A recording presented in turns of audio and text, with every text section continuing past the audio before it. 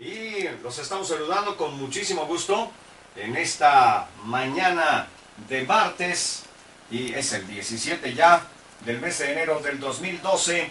Como le habíamos anunciado ayer, previamente los martes los estamos dedicando a charlar con amigos de la comunicación, con locutores, locutoras, con gentes de comunicación, personas de comunicación que han venido trabajando de tiempo atrás y que, como le hemos comentado a usted, pues los escuchamos, las escuchamos, pero a veces poco sabemos de estos hombres y mujeres de la comunicación.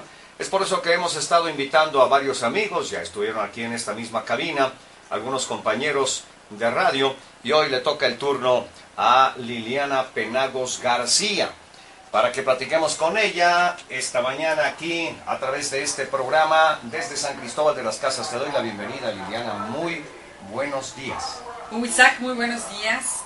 Félix, amigos, ¿cómo están? Muy buenos días. Es un gusto poder estar en un espacio diferente, en un lugar a donde se hace radio, y quienes están haciendo radio sabemos que es gente como don Hugo Isaac Robles Guillén, que lo ha hecho bien, y yo le agradezco la invitación porque finalmente estamos llegando a un auditorio que hoy por hoy, Hugo, escucha a través de internet la radio, y yo confío plenamente en que son muchos tus radioescuchas. Buenos días. Ojalá que sí, muy buenos días. Oye, Liliana, ¿cómo es que descubres tú, cómo sabes, cómo se te da que encuentras tu vocación? ¿Cómo empiezas a saber que te gusta la radio? ¿En qué momento? ¿A los cuántos años? ¿Dónde? ¿Cómo? ¿Por qué? Fíjate, Hugo, que por una situación ajena a lo que pudiésemos imaginar, mi papá nos llevó a vivir a la Ciudad de México. Yo tenía 13 años. Él en ese momento se le había detectado una insuficiencia renal, entonces necesitaba un trasplante de riñón, y eso nos hace vivir en la Ciudad de México. Y realmente la vida en la Ciudad de México, quienes han vivido en la ciudad, en la capital, saben que es compleja. Y cuando llegas de provincia es aún más compleja porque te encierran en un mundo en el que por temor no quieren dejarte salir, y más en esa edad, en plena adolescencia. Entonces mi compañera era una grabadora de color rosa y buscaba todas las estaciones de radio, y en esa época WFM era una de las estaciones que yo escuchaba, y escuchaba a Charo Fernández, y lo he dicho siempre, Charo Fernández, hoy la voz de los domingos, de cada domingo de la hora nacional. En esa época estaba haciendo radio y lo estaba haciendo muy bien. Resulta entonces que nace esa necesidad de comenzar a grabar en esta misma grabadora, algo así como comerciales o intentos de comerciales. ¿A los 13 años? A los 13 años hubo. Entonces, cuando, ¿En la Ciudad de México? Sí, cuando regreso a San Cristóbal de las Casas, escuchaba a Paco López con los saludos musicales por la tarde, y marcar el 678-0640, que anteriormente era solamente 80640, y pedir los saludos, era algo de verdad que se convirtió en cada tarde en las negociaciones que mis papás tenían en ese momento en el centro, y escuchar el saludo y saber que había algo mágico en esa cajita. Cuando nace no solamente el gusto, sino la necesidad de estar en radio, me acerco a XCRA en ese momento, y un amigo, Juan Carlos Román, porque nunca hay que olvidar de dónde uno surge, Juan Carlos Román, teniendo tan solo yo 14 años, me invitó a hacer Rock en tus Sentidos. Y resulta entonces que vamos a las cabinas de XRA, y desde los 14 años comienzo a hacer radio de la mano de Juan Carlos Román, y a los 17 me dicen: Liliana, te vas a quedar trabajando en XRA. Entonces, desde muy pequeña, Hugo, aún estudiando, sabía perfectamente bien lo que quería, y se me dio la oportunidad, gracias a Dios, porque hay mucha gente que quiere hacerlo. Es más, hoy por hoy nos llegan cientos de mensajes a través de las redes sociales y me dicen: Liliana, ¿cómo podemos entrar a la radio? ¿Cómo podemos trabajar en radio? Y mucha gente que está terminando la carrera, Hugo, que siento que finalmente es una carrera que está un tanto saturada, pero no por eso vencer sin haberlo intentado. Pero nosotros, creo que como tú y como muchos de los que ya hacemos radio, se nos dio la oportunidad de una manera muy distinta a lo que pudimos imaginar.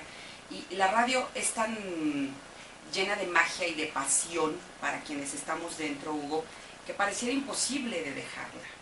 Hemos hecho cosas afines a la radio, pero una vez que entras a este espacio, a este lugar que afortunadamente hoy ha crecido y que a través de internet estamos llegando al mundo entero, ¿te das cuenta de la magnitud de lo que estamos diciendo? Claro, y ese es un compromiso. Tremendo, Hugo, tremendo. Sí, porque tienes que hacer las cosas de la mejor manera posible. En efecto. pero en ese momento era únicamente quizá programar algunas canciones, decir quizá algunas de las cosas que podíamos recortar en alguna revista, porque no teníamos todo lo que hoy tenemos. Las ¿Dónde estaban las cabinas de la RA en ese momento? En la calle Diego de Mazariegos. Estaban en la Merced. Y fíjate que me tocó de verdad todo un reto porque yo no sabía nada de marimba a esa edad. Entonces, Voz Morena, que era el programa que comencé a conducir, realmente era un reto porque era conocer no solamente a quienes ejecutaban la marimba, sino también el título, ¿no? Desde Chacha Linda y decir Chacha Linda. Entonces, cosas que yo no entendía, pero que finalmente fueron creciendo.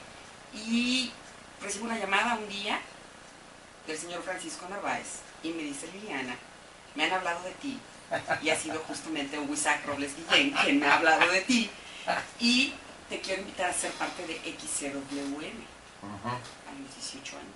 18. Así es. Entonces, yo llego en una época en la que estaba de verdad, no solamente peleada una plaza, porque yo creo que mucha gente quería entrar a la radio.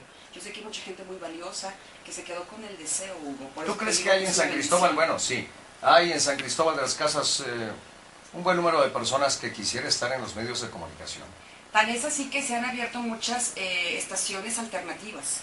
Tan es así que todos quieren tener una estación de radio a través de internet. Sí. Tan es así que... ¿Pero qué significa eso? Que claro que hay mucha gente que lo quiere hacer. A veces la falta de oferta es un problema. Así es. Pero la sobreoferta también es puede ser. Desgraciadamente, en ese deseo y en esa posibilidad de hacerlo todos, tú grabas un podcast ahora mismo, lo subes al YouTube, lo subes a las redes sociales y consideras que ya estás haciendo radio, ya estás haciendo televisión. Lo desafortunado aquí es que no hemos entendido que conlleva una responsabilidad muy grande, ¿me entiendes? Sí, claro. Que hacer radio no es únicamente abrir un micrófono y estar diciendo una sarta de cosas que quizá los demás están escuchando y den por hecho. Pero afortunadamente también creo que la gente hoy sabe de dónde proviene y tiene la posibilidad de elegir. Es más, en un celular tú puedes poner como favoritas las estaciones de radio que escuchas, qué comunicadores realmente te aportan, porque nos hemos dado cuenta que lo que ha sucedido en los más recientes meses, una vez que has dicho algo y a través de los medios, y si alguien te grabó con un celular aparte y lo subieron a las redes sociales, a YouTube o cualquier otro medio, es algo que te puede o hacer crecer o destruir.